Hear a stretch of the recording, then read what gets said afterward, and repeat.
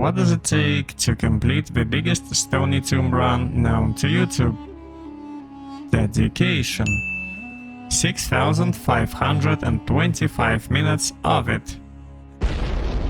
Run on a Frost Nova Sorceress. Worth every copper. The average run took me 1 minute and 45 seconds of pure dedication.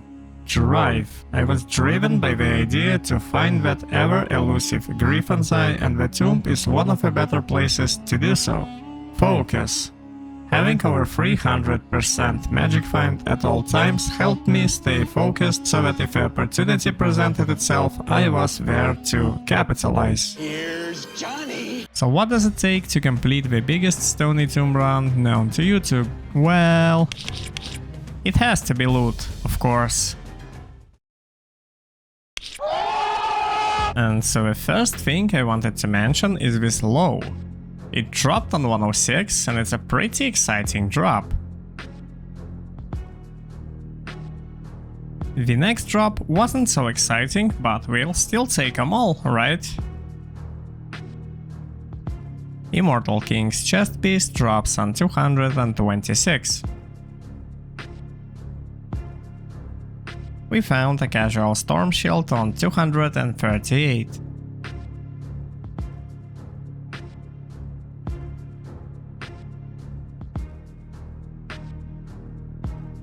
A steel pillar with perfect ED drops on 242.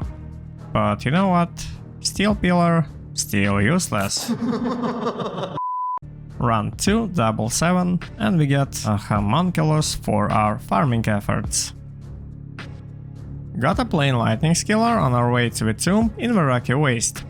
We get not just any, but a perfect pair of Mage Fist on run 463, which doesn't empower the build a lot or anything. What it does, it adds some trade value. Greed, for lack of a better word, is good. We got an RX on 470. Congratulations, hero! You know, that unique spiderweb sash thingy, which is basically the best belt in the game. Next, this light facet attempts to brighten our day.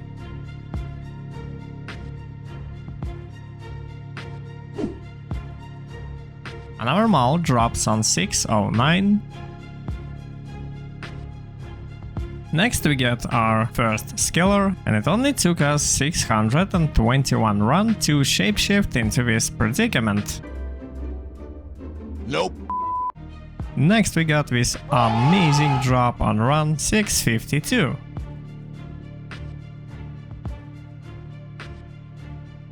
Another druid skiller drops on 661, and it's almost elementary since, well, it's elemental. I'm a super genius! So, Snowclash drops, and believe me or not, it was used by quite some sorceresses back in Season 2. They're dangos. But how do you put it? It sucks.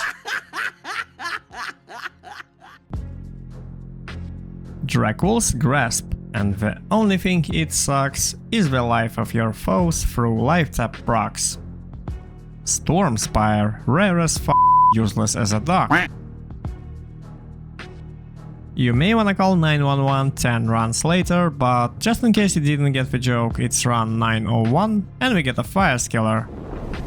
So it took me as little or as much, depending on your perspective and context, as 937 runs to get my first Shaco of running the Stony Tomb. Also got a pretty rare drop on 941, a unique Berserker Axe, Death Cleaver. A Ravenlord drops on 948, and it has the maximum 25 all resistances. Excellent.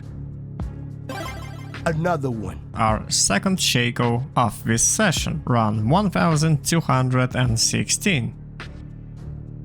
And I guess you can call this lightning skiller plain, that is, unless you want to deal even less damage than the druid from Diablo 4. Headshot. Arcane's Valor drops on 1254, and I got several of those in total, and I won't showcase all of them, just so you know.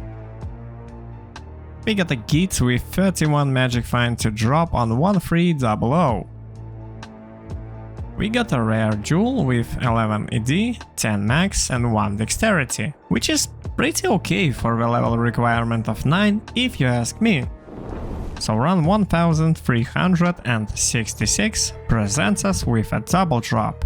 First we get this Shaco, which is our third, if I'm not mistaken, and next I was very happy to drop his unique Sacred Armor.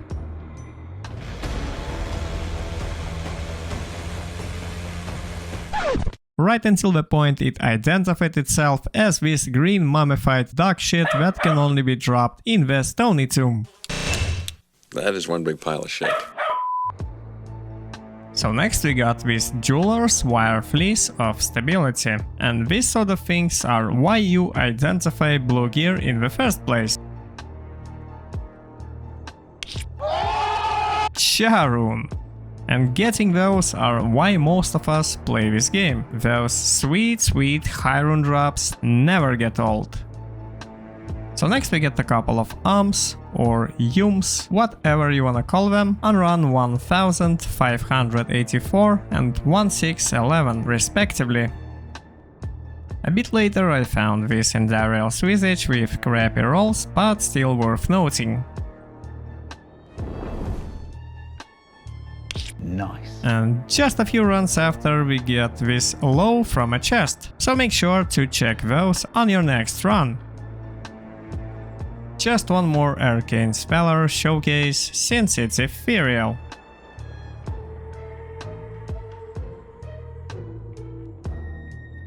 That was easy. What's up with those chests? I believe it's the one that gave me low before. I mean, now it's just an East, but now it's just an East. Asset Caduceus, which means it's Griswold's Redemption, and you can bet your butt on it, it's a rare find. Another casual mall on run 1776, and guess where it came from? You're right, the chest. Then we dropped this goal on the very next run.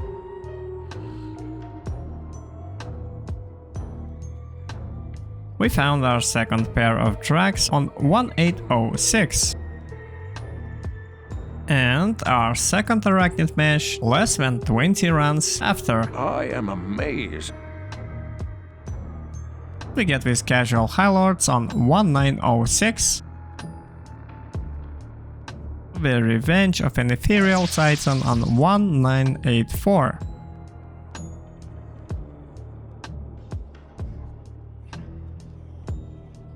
Oops. A casual Lucky then drops on 2087.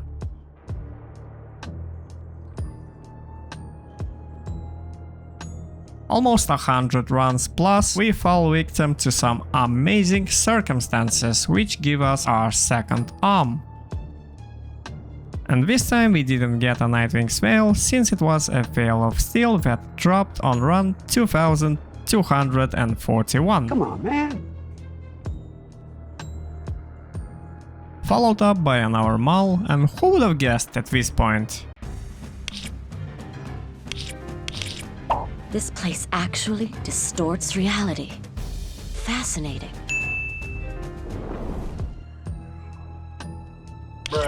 Well, what can I say, guys? Not even 1000 runs have passed, and we get another low from another chest, and I'm not the one to complain about it.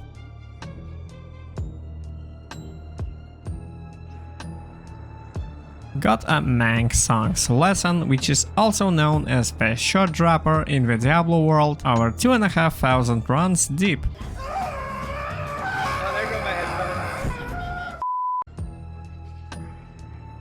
Seven short runs after, I felt the force of that wind when a unique Hydra Bow decided to drop. Followed up by yet another Maul. And I wouldn't have it any other way.